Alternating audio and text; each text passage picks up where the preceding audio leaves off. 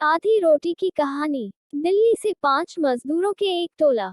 जब कोई यातायात का साधन न मिला तो 700 किलोमीटर दूर अपने गांव के लिए शाम 4 बजे ही निकल चुका था।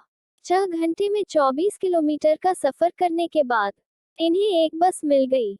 बस वाले ने 100 किलोमीटर दूर ले जाकर एक कस्बे में छोड़ दिया। वहां की सब्जी मंडी परिसर में इन्होंने पूरी रात गुजारी। वहां पहले से दिल्ली, हरियाणा और दूसरे प्रांतों से चले लगभग 1000 मजदूर एकत्रित थे, जो किसी न किसी प्रकार यूपी और बिहार के अपने अपने गांव जाना चाहते थे। इन मजदूरों के टोले में आकाश ही एक ऐसा मजदूर था जो थोड़ा बहुत पढ़ा लिखा था। ठंडी हवा के झोंकों ने थके हारे मजदूरों को जल्दी ही नींद के आगोश में पहुंचा दिया। लेकिन आकाश से नींद कोसों दूर थी। उसके दिमाग में तरह तरह के अनुत्तरित प्रश्न उठ रहे थे। ऐसा नहीं था कि ये प्रश्न आज ही उठे हों, इससे पहले भी उठते रहे थे।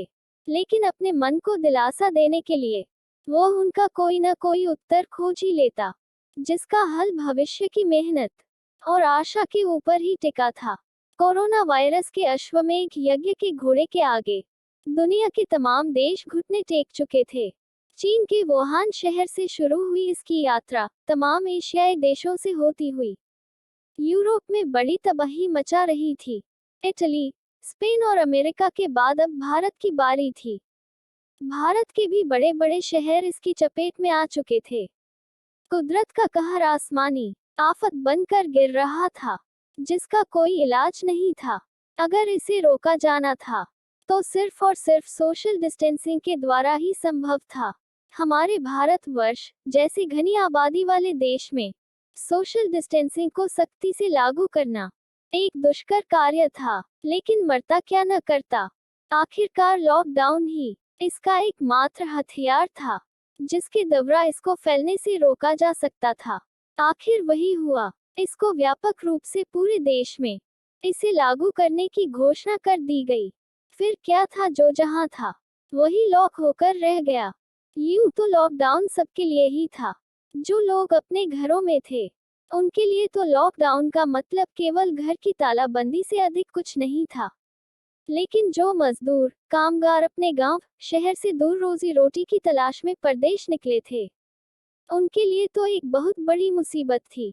कोरोना वायरस से अधिक भूख एक बहुत बड़ी समस्या थी।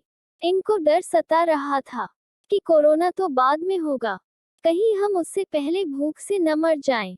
यही कारण था कि आकाश और उसके साथियों ने एनकेन प्रकारेण अपने गांव पहुंचने का संकल्प ले लिया था। आकाश पर भी अब थकन हावी हो रही थी। इस थकन ने जल्दी ही नींद की खुमारी में डाल दिया। अब सुबह अगले सफर की तैयारी थी। एक ऐसा सफर जिसकी मंजिल तो पता थी, लेकिन पहुंचने का साधन केवल और केवल हौसला ही था। सभी साथी तैयार होकर बस स्टैंड पहुंच चुके थे। शायद यहां से कोई सवारी मिल जाए। सरकारी बसों को देखकर तो इनकी खुशी का कोई ठिकाना ही न था। सब लोग खुशी खुशी बैठ गए। ये बसें इन्हें आगे के गंतव्य तक छोड़ने वाली थी। बस रवाना होते ही हल्की सी हवा लगी और आकाश ने सपने में अपने घर में बैठा पाया।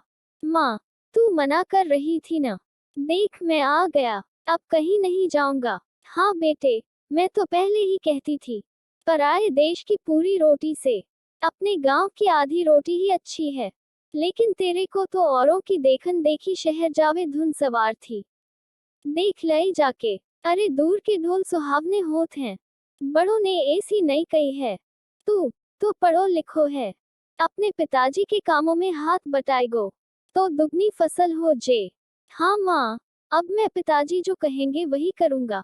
इतने में बस कंडक्टर ने किराया मांगने के लिए जगाया तो नींद खुल गई। आशुतोष तो किराया देने को तैयार था, लेकिन उसके साथियों का कहना था कि यह बस सरकार ने हम लोगों के लिए भेजी है, जबकि कंडक्टर का कहना था कि सरकार ने बस भेजी जरूर है, लेकिन किराए के स्पष्ट आदेश नहीं दिए हैं। बस के चलने के साथ साथ बहसबाजी भी चलती रही। अंत ये हुआ कि जो दे सकता है वह दे दे। बस अपने नियत स्थान पर उतार चुकी थी। जैसे ही बस ने उतारा, पुलिस वालों ने आकर घेर लिया। सब लोग लाइन में दूर दूर खड़े हो जाओ। अपने नाम पते लिखवाओ, अभी कोरोना वाले आएंगे, सबकी जांच करेंगे। इंस्पेक्टर ने सख्ती से कहा। अरे सर, हमारे नाम पते भले ही लिख लें, लेकिन सर, आगे जाने की व्यवस्था करवाने की कृपा करें। महाराज, तभी हाईवे पर ट्रक को आता देख इंस्पेक्टर ने सिपाही को उसे रुकवाने के लिए बोला। आकाश समझ गया था कि इंस्पेक्टर अब थोड़ा पिघल गया है, लेकिन उसने शर्त रखी कि जांच के बाद ही जाने देंगे। वो तो अच्छा रहा किसी में कोरोना के लक्षण नहीं दिखे। साहब, हम जितने लोग इसमें खड़े हो सकते हैं, उनको तो जाने दीजिए, बड़ी मेहरबानी होगी, आकाश ने कहा। तो इंस्पेक्टर ने हाँ में सर हिलाया। जितने लोग चढ़ सकते थे चढ़ गए। जैसे जैसे ये लोग आगे बढ़ते जा रहे थे, लॉकडाउन का सख्ती से पालन हो रहा था, जिसके कारण रोड पर गाड़ियों का आवागमन कम होता जा रहा था। ट्रक ने इन्हें रोड पर ही उतार दिया था। अब गांव केवल 5 किलोमीटर दूर ही बचा था। खेत मेड़ों के सहारे ये पांचों मजदूर चले जा रहे थे। गांव की सोंधी मिट्टी की खुशबू ने एक बार फिर इनका स्वागत किया। ठंडी ठंडी मस्त हवा के झोंकों ने इनके सफर की थकान को दूर कर दिया था। एक सुखद सा एहसास घर पहुंचने का इनको गुदगुदा रहा था। तभी आकाश ने अपने दोस्तों से कहा, देखो हमारे गांव के सारे खलिहानों में फसल कटी पड़ी है, कितना कुछ काम अभी बाकी है फसल को मंडियों तक पहुंचाने के लिए। हाँ आकाश, तुम सही कहते हो, अब हम शहर नहीं जाएंगे, जो कुछ भी होगा इसी गांव में रहेंगे। चारों ने भी सुर में सुर मिलाया। तभी आकाश ने कहा, हाँ भाइयों, मेरी माँ भी यही कहती है, शहर की पूरी रोटी से तो गांव आधी रोटी भली है। अब हम अपनी मेहनत मशक्कत से इस गांव को ही स्वर्ग बनाएंगे। प्लीज वीडियो पसंद आए तो लाइक और चैनल पर पहली बार आए तो सब्सक्राइब, कमेंट और अपने दोस्तों के साथ शेयर करना मत भूलना।